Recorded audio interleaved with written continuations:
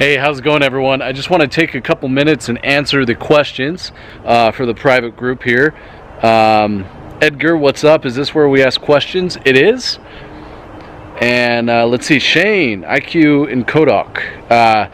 Like the live stream, couple questions. What are your rough guesstimate from the walkthrough about 5K in rehab cost? About that, yeah, about 5K. We'll see. I'll know here in a few days. I'll let you guys know.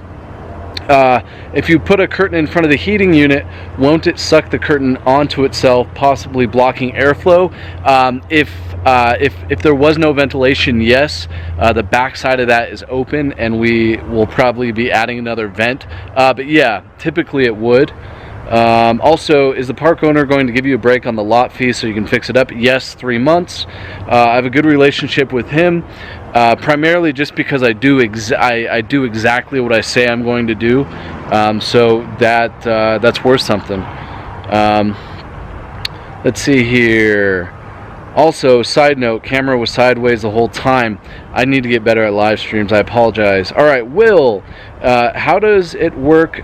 Do the people pay you rent, or do the people you rent to pay lot fees towards the owners of the land and also pay you rent?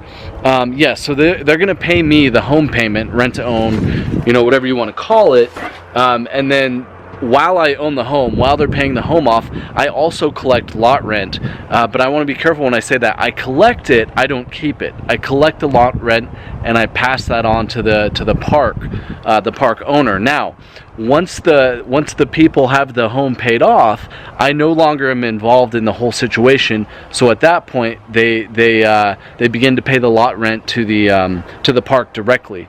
So I do collect it. Again, I don't keep it, I pass it on. The reason I choose to collect it is because I want to know immediately if they were to ever get behind on lot rent. So while I own the home, I'm on the hook for the lot rent.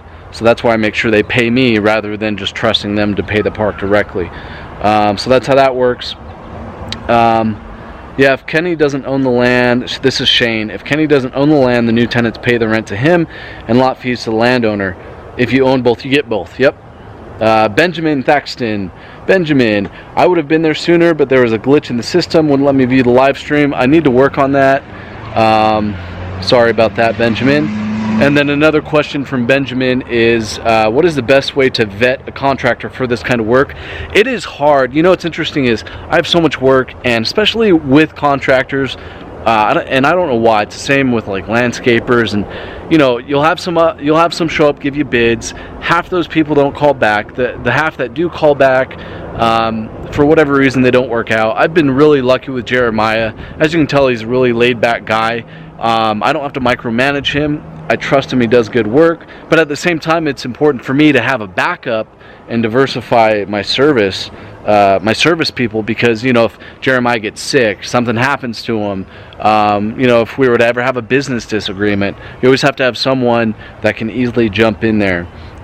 So that's really how I vet them. I ask them for references. A lot of times these days, any contractor worth their salt will have a presence online, or at least some before and after pictures, and you can check to see if they're licensed, things like that. So that's how I vetted. Neil, welcome Neil. Neil says, what is the process for purchasing these? Is it negotiable price, give cash, give deed, title, flip, or is it more complicated like with traditional house?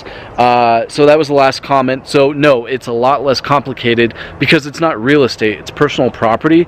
So here in Idaho, we have, we have titles, right? So it's you go to the DMV, right, and you switch the title over.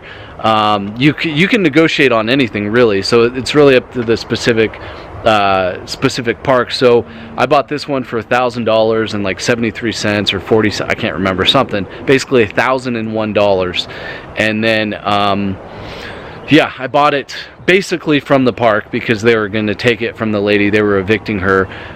She was a habitual promise breaker, word breaker, you know, broke all the rules in the park. It was everyone else's fault except for hers, right? No responsibility for anything. So it was that kind of tenant that they were dealing with. You know, she was ripping off things from other properties, and it was, you know, it was just terrible.